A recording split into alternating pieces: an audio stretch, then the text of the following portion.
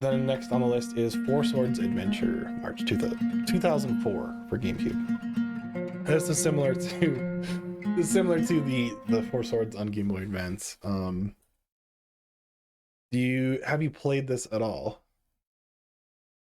Not with how complicated this setup Yeah, is. yeah, yeah. I've also never played this version of it, which is interesting to me. A fact about this will be, or not, I guess not this one. It says young Link is voiced by a woman. In Ocarina of Time, Majora's Mask, Link's famous Kia is voiced by professional voice actress Fujiko Takimoto. She's also the voice of Taki in Soul Calibur and the voice of young Mewtwo in the Pocket Monsters anime. Wow, Pocket Monsters. Wow. Um, let's see. Next on the list, we have the Minish Cap, November 2004, Game Boy Advance. Now, Never heard of it. oh no. This was the most notable one that was third party developed by Capcom, right? And I played and beat this thing all in one sitting when it came out. Damn. It was such a good game. Such a good game for Game Boy Advance. What is your history with this, Eric? I've emulated it a bit, but never got around to finishing it. Again, another one of those that's also like on an Sona with the Game Boy Advance stuff on there. But yeah, Minish Cap is another one that I never really got around to. Even though, like, from what little I've played, I believe I got into like around like the first dungeon. It was, it feels like it feels like a sequel to A Link to the Past, basically, but like not like in themes, but like in gameplay. And yeah, and it felt like that too. So Yep. Gameplay, aesthetics, like stuff like that. Okay, so on that note, A Link to the Past has a super secret bonus room, and I think a lot of people know about this one. But prior to the release of the SNES classic Legend of Zelda, Link to the Past, the now defunct Nintendo Power magazine held a contest to put one lucky fan's name inside a Nintendo game. Little did participants know that the winner, Chris Houlihan, would be featured in one of the greatest video games of all time. There's a number of tricks to finding the secret room. Most require the use of Pegasus boots and self-inflicted bomb damage. The image here says, my name's Chris Houlihan. This is my top secret room. Keep it between us, okay? And it's just a bunch of like blue rupees everywhere. Next on the list, we have I don't think I've ever played this one. Freshly picked Tingle's Rosy Rupee Land, September 2006. This is not a real game. Steven, stop. Hey man, we gotta go through the spin-offs too. We have to go through the spin-offs. Do we? None of us have played this. None of us have played this. Let's be real. No. It's just kind of funny that's even included on there, right? The next fact we have is the Triforce was almost from the future. Time travel was first introduced in the Legend of Zelda universe in Ocarina of Time. But according to the game designer Shigeru Miyamoto, time travel is part of the series' DNA from the very beginning. One early idea for the original Legend of Zelda called for the hero to travel between the future and the past. Link's name suggests that he is the connection between the two worlds. In this original concept, the pieces of Triforce that Link collects are actually computer microchips. Oh. which would I guess line up with the time travel. Yeah. That always reminds me, why is it called Link to the Past? There's no time travel in that game at all. Yeah. I'm sure there are some facts somewhere about that. Legend of Zelda Twilight Princess was next, November 2006. All right, a game that I've touched. All right, yeah, now you have the floor, we can jump sir. in. I bought this game at Costco for the Wii, at least. Because I saw it. Say Wii U. I was like, and the Wii U version? I got it because the only game I ever played on my Wii was like Smash and like Wii Sports and other like bullshit games. So I was like, and I wasn't blessed with too many games as a kid, so I had to pick carefully. And this looks like a good game because everyone likes Zelda, right? So I got it, and it was a lot scarier than I really expected it to be. Everything's all dark and grim Mhm. and depressing, and I'm a wolf now, and um, That was I play as much of it as I could, but I did eventually quit because it was too intense for me. Eric. So if you're like me, I had a GameCube as a kid, right? And like one of my first games for it was Super Smash Bros. Melee. And I only got that game because I was like, oh, there's Pikachu in the box. I like Pokemon. Little did I know it was like the Nintendo fighting game or whatever. And so I get introduced to all these characters. And Link was like one of the first ones where I'm like, he's cool. I want to check out his games.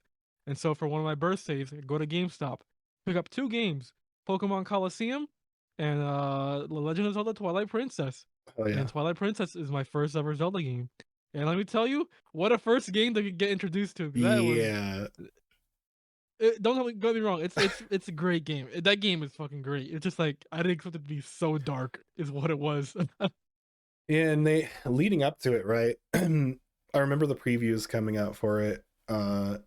It's like, oh, is it going to be a mature rated game because it's so dark? Obviously Nintendo's not going to do a mature game release for their flagship, right? But back then anything could have happened, right? It was a while between, people kind of fell flat on Wind Waker. They were disappointed in the cel shaded art style for it. And there everyone was like a return to form for this Zelda game. I remember being super hyped about it, and then when I finally played it on GameCube, I remember getting the disc, playing about 2/3 of the game, and then having, I don't know if it was a bug or just a messed up disc, but the file just, I remember going back after not, trying to figure out a dungeon and like saving and quitting, and then coming back, and then the file was just gone, and No. I didn't pick it up again until the Wii U came out, when they and so they had backwards compatibility with the Wii, right? And that was I think that's the way to play that game personally. But just because you the have Wii version, because you have the motion controls in there, like you I don't know can do the about way.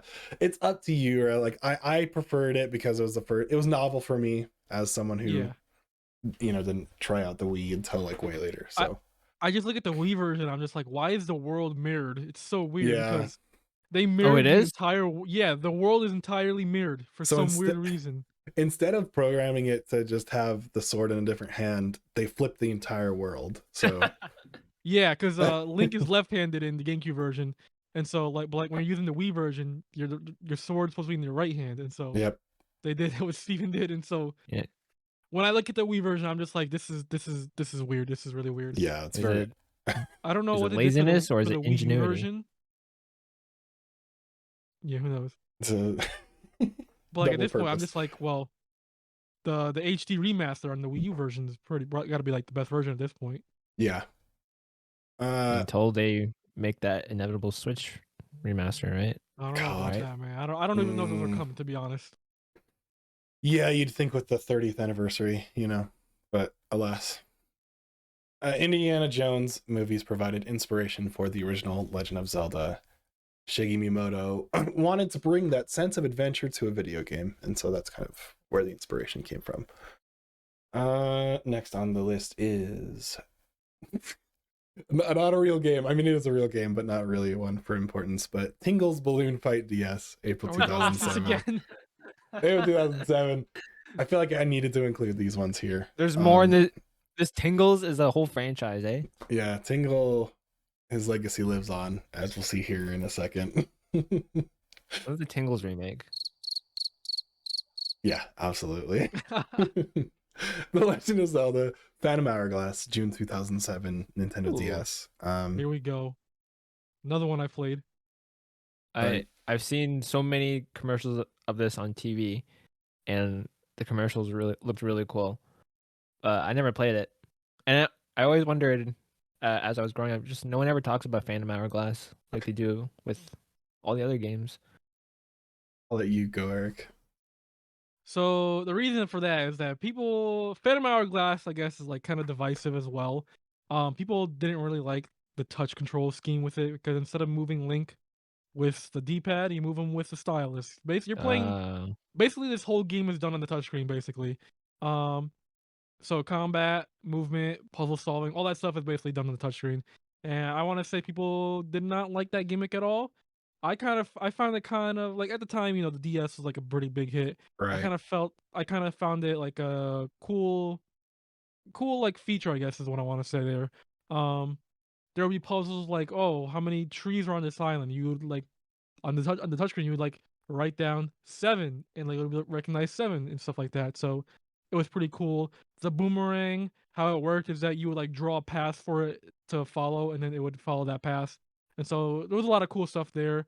Another thing that was pretty divisive about it was like there's just like one main dungeon you're going to all the time, and you're always going back to it, and so people did not like that as well. You're like always retreading the same floors on that dungeon as well, so people didn't really like that as well. Um, I know there was like sea travel in it.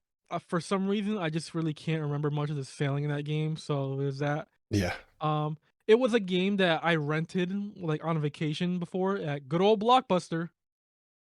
May it rest in peace. Not really. But yeah, I kind of like Phantom Hourglass. If I played it now, maybe I would have different opinions on it. But like as a kid, I really enjoyed playing it like on the DS. Like as a kid, you're just like, you're never really have perspective like to the bad things in games. You're just like, oh, here's like this neat little game I'm playing here. But Phantom Hourglass definitely was like another one I thoroughly enjoyed. Next fact we have is Link's Awakening was inspired by Twin Peaks. As it turns out, the oddly suspicious and distinctive characters Link encounters in the classic Link's Awakening were inspired by David Lynch's 90s television series Twin Peaks. At the time, Twin Peaks was rather popular, explains game creator Takashi Tezuka. The drama was all about a small number of characters in a small town. I wanted to make something that, while it would be small enough in scope to easily understand it, would have deep and distinctive characteristics. So it's interesting that was the inspiration. My history with Phantom Hourglass, I beat it, but I remember being like, that was one of the things I remember being frustrated by was the touch controls. Like, it was cool and novel at first, but then like when you get to like sailing and stuff like that, and you have to like push up on the touch screen if you can't with your hand, like stylus, right? Because it wouldn't work with your finger. The funny thing about the DS is it was not like other touch screens where you could actually touch it and have it work properly. You'd have to use the stylus, just because it was not built the same way. It was, what is it, like there's a style of touchscreen, right? Like resistive, I think, and then like capacitive and resistive. I don't remember which one the DS was. I'm not sure which one it was, but it was not the right one. It was the point, right? And so I just remember being frustrated that I couldn't just, I'm sitting here poking my DS rather than just, able to touch it. Now that I remember, I think like there was like a cool feature as well where you can like leave notes on the map and stuff like that. So that was also like a cool little thing to do.